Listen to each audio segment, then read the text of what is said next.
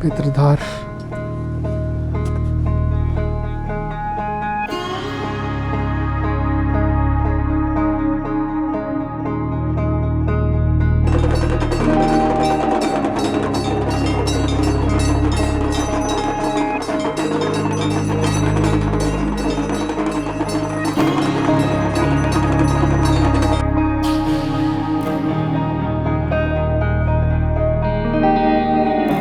Monsoon पहाड़ों का वो समय जब ये काफ़ी उग्र हो जाते हैं, पर दूसरी ही ओर इनकी खूबसूरती 2 से 3 गुना बढ़ जाती है। तो इसी खूबसूरती को अपनी आंखों में समाने के लिए मैं एक प्लान बनाता हूँ, क्यों ना रुद्रनाथ यात्रा की जाए। जुलाई के आखिरी और अगस्त के पहले हफ्ते का ये प्लान मैं अपने दोस्तों के साथ डिस्कस करता हूँ और हम इस ट्रिप के लिए निकल पड़ते हैं। मैं, हर्ष, कार्तिक और साहिल बैकपैक करते हैं और भोले वाले से इस उम्मीद में निकल जाते हैं कि बिना प्रिपरेशन के 22 किलोमीटर की यात्रा तो हो ही जाएगी। पर इस ट्रिप में हमें जितनी एक्सपीरियंस, यादें और चीज़ें सीखने को मिली है, वो शायद मैं आपको इस वीडियो में दिखा ना पाऊँ, पर कोशिश करूँगा जितना हो सके उतना आप तक कन्वे कर सकूँ। इसको लगता है बहुत स्मार्ट है भाई।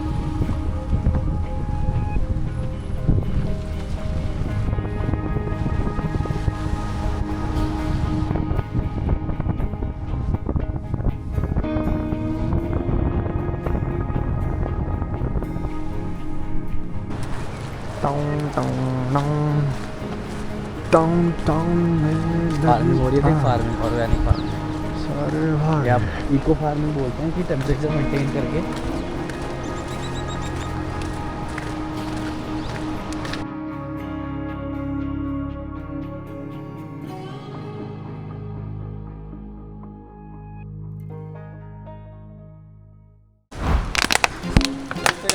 यो गाइस, हम पहुंच, क्या बोलते हैं,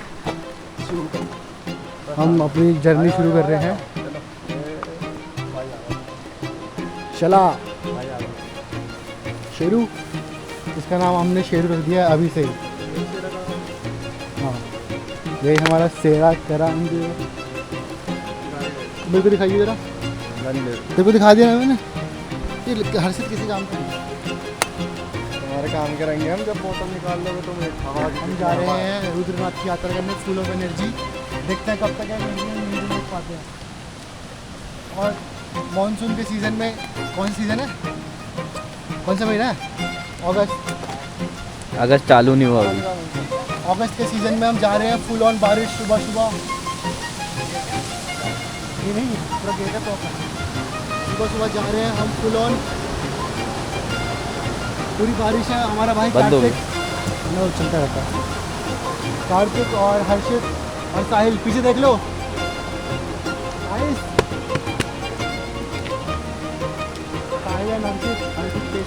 भाई रेनकोट पहनना पड़ेगा, भीग रहा हूँ आगे से।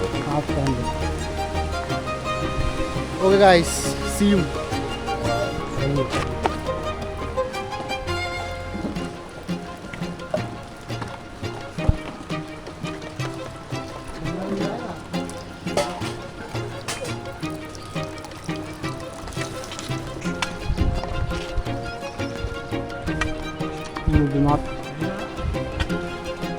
अभिषेक, हमारा शेरू, कालू भी आ रहा है।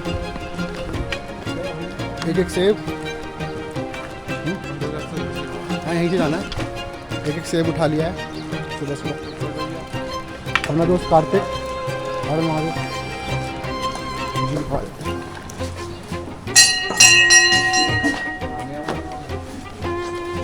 तरुण बिष्ट, हाँ, इसको संभालना जरूरी तो नहीं है। जानकारी वगैरह चाहिए, फोन नंबर है। अगर महादेव, चल कालू,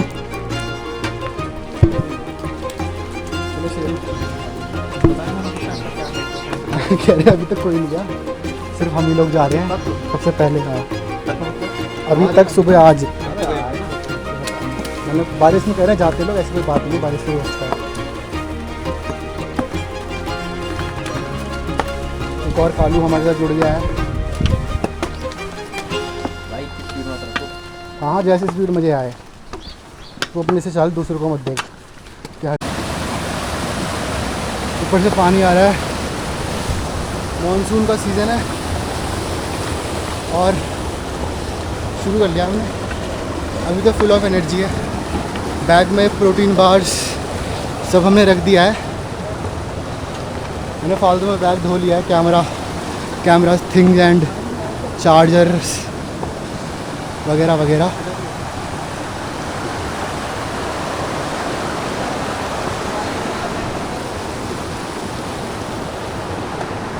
अपना शेरू, हाँ चलते रहे। मार्किंग वाली थी ना, मार्किंग लगी है पूरे रास्ते। वो पॉटी करने खेतों में गया है भाई, सोफिस्टिकेटेड। रास्ते में पॉटी नहीं करी हैं। क्या कह रहा कार्तिक? मैं कह रहा हूँ थोड़ा डिफिकल्ट होने वाला है। हाँ इस बार डिफ़िकल्ट तो होगा ही। लगभग 6:22 हो रहे हैं। 19-17 किलोमीटर फुट स्टेप। अभी मेरी हार्ट बीट कंट्रोल में है लगभग। कोशिश करेंगे 100 के अंडर रहे। और हमें उस पहाड़ के पीछे हमारा फर्स्ट स्टॉप होगा आज। और अभी हम इधर जा रहे हैं दोस्तों। अभी हमारा एलिवेशन 1765 अराउंड है मीटर्स। और अभी हमने जस्ट ट्रैक शुरू करी है। ऐसे कह रहे गलत पंगा तो नहीं ले लिया, क्योंकि कार्तिक को भी दिक्कत ही हो रही है चढ़ने में। अभी आलू हमारे साथ है।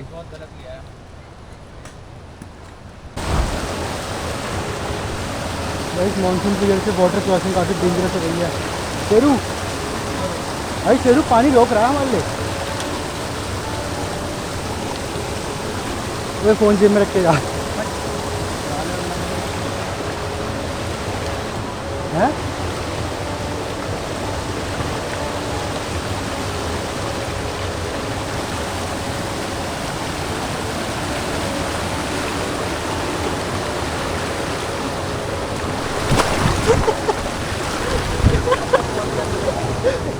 भाई कार्तिक को लेके आना पड़ेगा, कुछ जाएगा यार। सरिया है कार्तिक।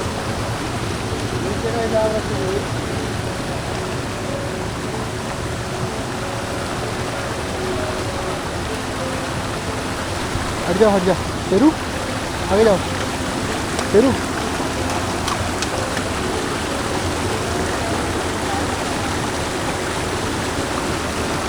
मेरे को हाथ दे दिया।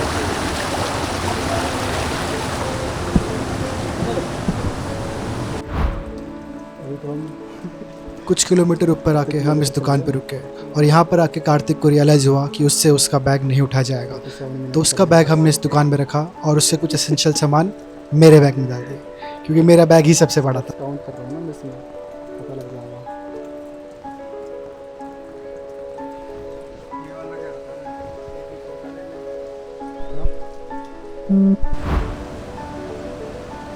जैसे जैसे तुम चाहते हो सैरा करान दो। So 5.67 kilometers done. Let's see. और 22 ये दोस्तों, मानसून के मौसम में यही वो है, पैर हमारे बिल्कुल ये- जम चुके हैं। ये वही ट्रैक है जो यूट्यूब में दिखाते हैं ना, एकदम सूखा पड़ रहता है। पैर हमारे बिल्कुल जम चुके हैं। 3 महीने पहले पूरा सूखा था। कभी भी हम हाइपोथर्मिया का शिकार कभी भी हम हाइपोथर्मिया का शिकार हो सकते हैं। हमारा पूरा शरीर भीग चुका है। यही तो बताने वाली बात। अबे तो तुझे क्यों लाया हूँ मैं? अकेला इंसान हमारे कर पैर सकता है ऐसे भाई। हो चुके हैं जैसे हाँ। मानो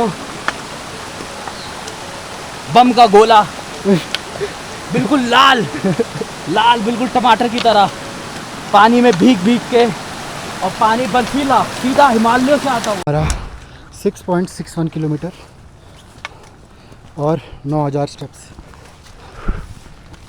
यह है Rudra Mahadev base camp.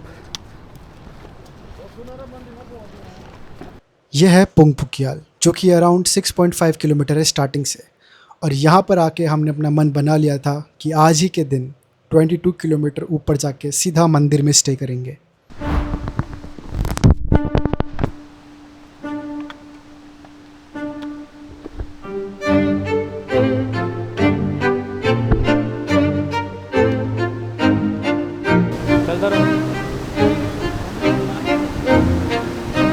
Right से जा, राइट से घोसड़ी ले।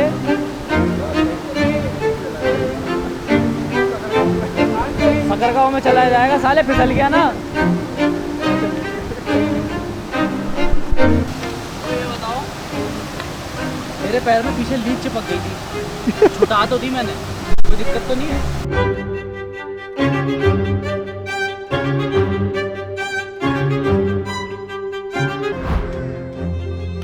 ये है लूटी बुग्याल, जो कि स्टार्टिंग पॉइंट से अराउंड 10 किलोमीटर ऊपर है। यहाँ तक आने की चढ़ाई काफ़ी ज़्यादा स्टीप है और यहाँ पर आने के बाद आपको खाना और स्टे का ऑप्शन मिल जाएगा। और एक चीज़ जो काफ़ी इंपॉर्टेंट है, इसके बाद आपको कोई भी स्टे का ऑप्शन नहीं मिलेगा मंदिर तक। तो अगर आप थक गए हैं या आपके ग्रुप में कोई थक गया है तो यही वो जगह है जहाँ पे आपको स्टे करना है। याद रखिएगा, अगर आप किसी टूर गाइड या टूरिस्ट गाइड के साथ आएंगे तो आपको यहीं पर ही वो रुकवाते हैं। इस चीज़ को बिल्कुल भी हल्के में मत लेना कि हम चले जाएंगे। आप चले जाएंगे, क्या आपके साथ वाला जा सकता है, इस बात का भी आपको ध्यान देना है, जो कि ऑब्वियसली हमने नहीं दिया।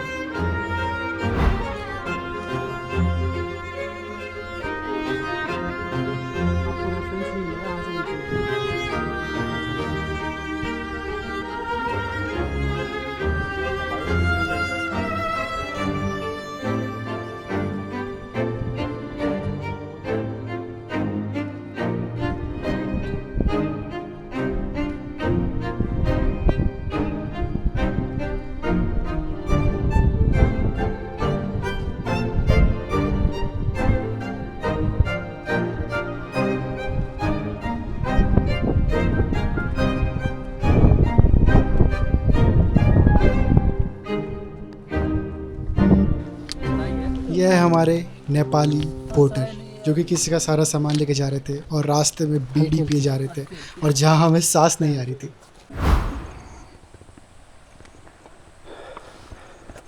पनार बुग्याल, पनार बुग्याल के ऊपर आ चुके हैं हम।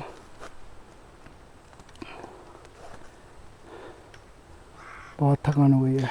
ल्यूटी से पुनियार आते हुए मैंने नोटिस करा कि कार्तिक की तबीयत बहुत ज़्यादा ख़राब हो रही है। तो मैंने अपना बैग साहिल को पकड़ाया और बोला, तुम लोग जाके हमारे रहने का इंतज़ाम करो। और मैं हौले हौले कार्तिक को लेता आगे जा रहा था, पर इसमें भी कार्तिक के ब्रेक्स बहुत पड़ रहे थे और एक जगह तो वो सो ही गया।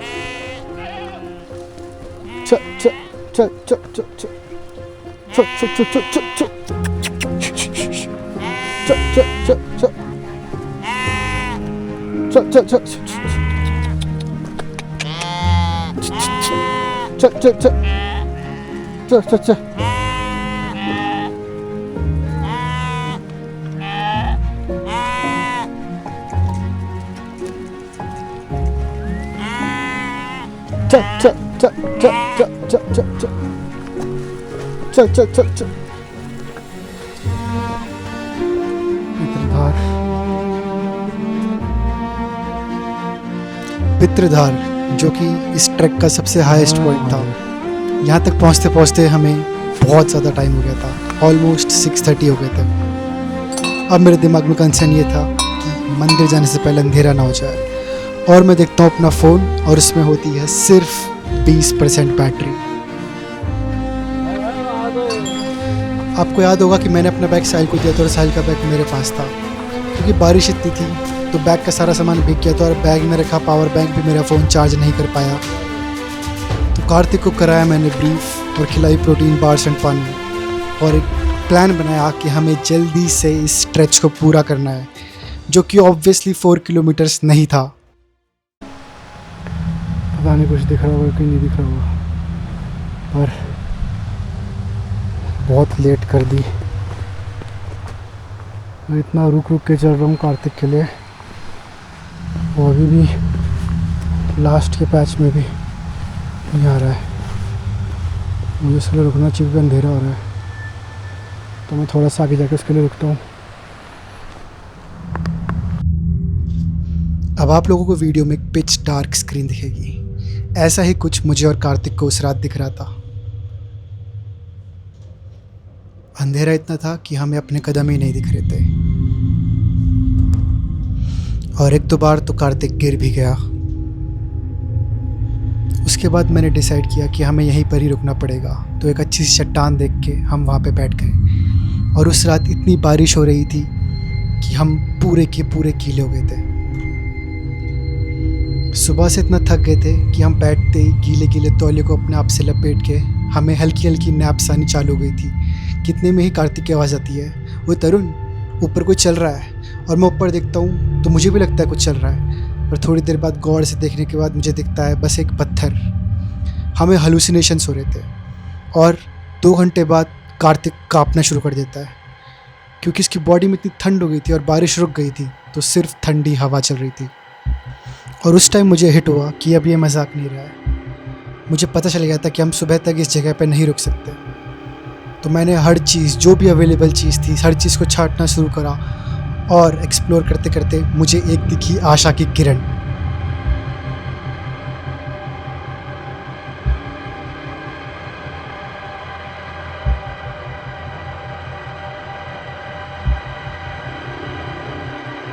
बस इस मोमेंट में मैंने सोच लिया कि अब हम चलेंगे।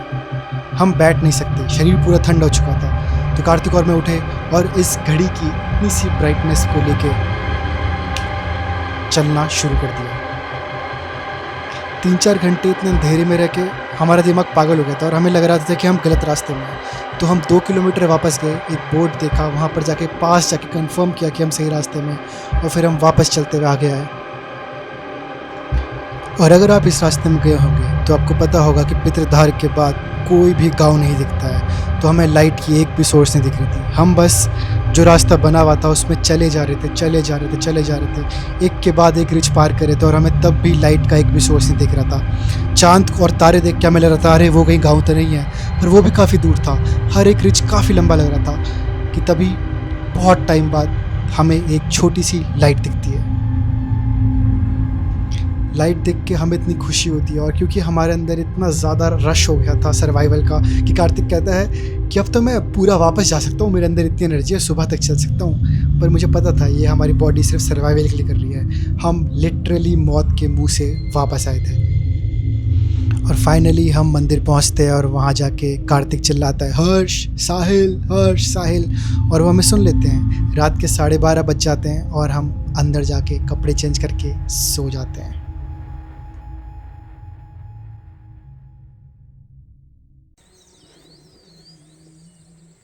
इतने सारे एडवेंचर के बाद आप लोग भी सुबह की वेरी पावरफुल रुद्रनाथ आरती के दर्शन कीजिए।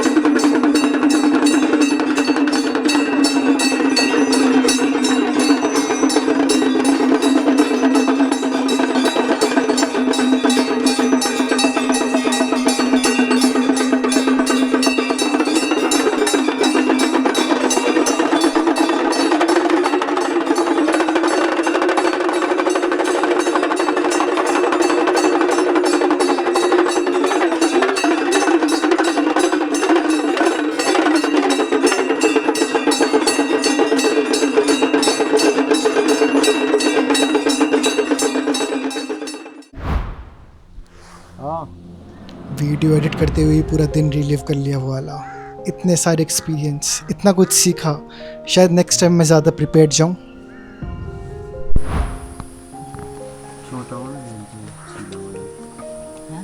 छोटा नहीं फट लगाए गए हैं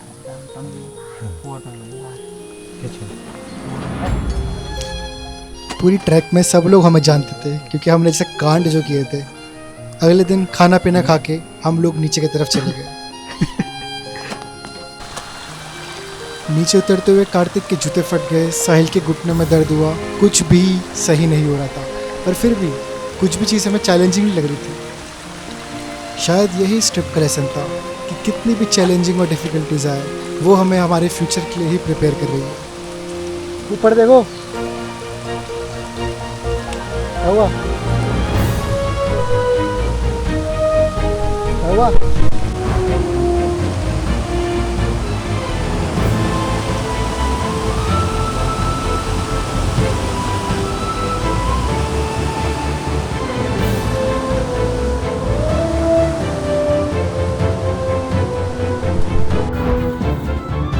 नीचे जा रहे हैं, अपने मुंह पे मारियो फ्लैश, मारना। 4 किलोमीटर बचा है, थोड़ी सी चढ़ाई है, थोड़ा सा बचा है और नी अंकल।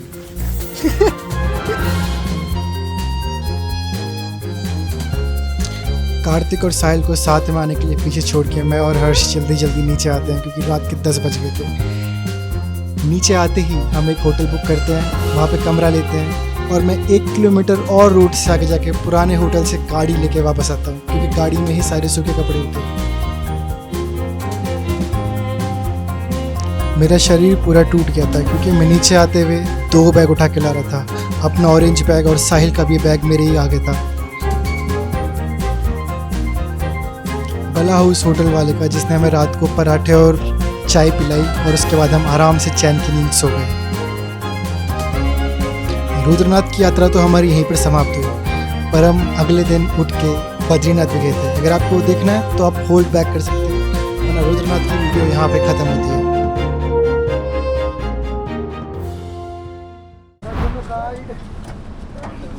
भाई का आउटफिट बद्रीनाथ माना में आके OTD शॉर्टकट होता है। ये गाड़ी से आ रही थी बदबू। जूते खोल के रख दोगे तो आएगी सालों। ले से जेब में रख दो।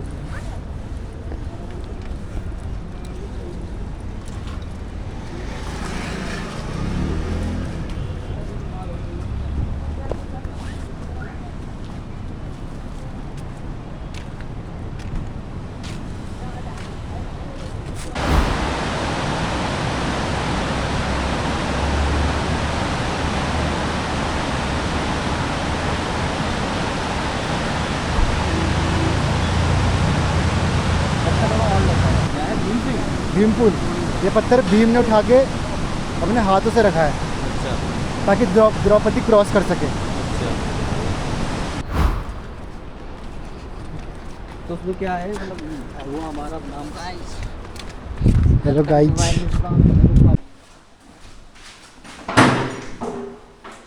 मेरे गांव के रिश्तेदार क्योंकि एक बद्रीनाथ टेंपल कमेटी में थे, हमें बद्रीनाथ में एक फ्री स्टे मिल जाता है।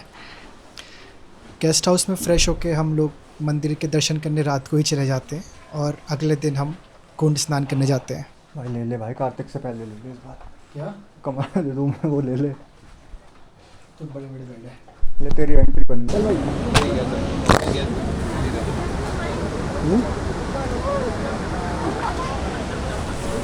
नंबर डालना भैया है। नंबर 75 एक सेकंड 75 05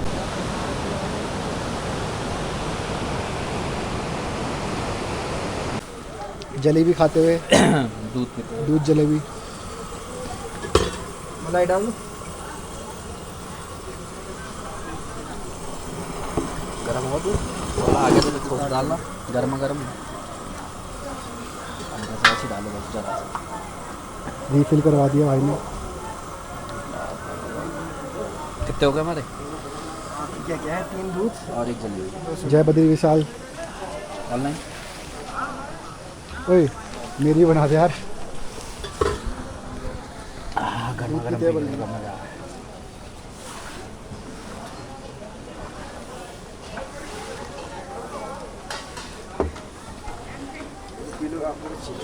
नहीं नहीं मेरा हो गया। इनमें दम नहीं है। स्वाद ही आ गया। वीडियो भी आ गया।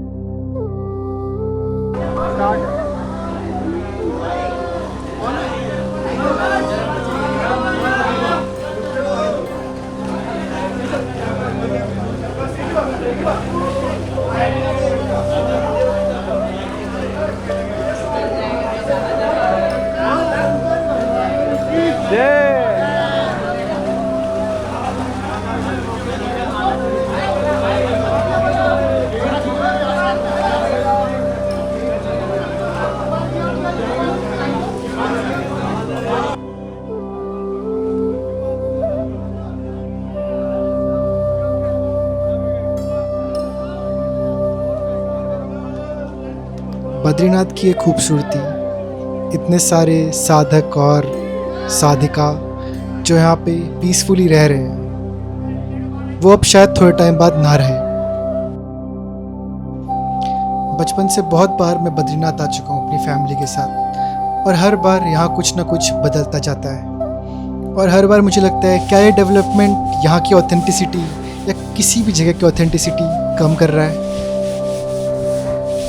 और अभी हाल ही में बद्रीनाथ में काफ़ी ज़्यादा डेवलपमेंट चल रहा है, जिसकी वजह से यहाँ की ऑथेंटिसिटी, नेचुरल चीज़ें गायब होती जा रही है। साधु संत सब यहाँ से जाने लगे हैं।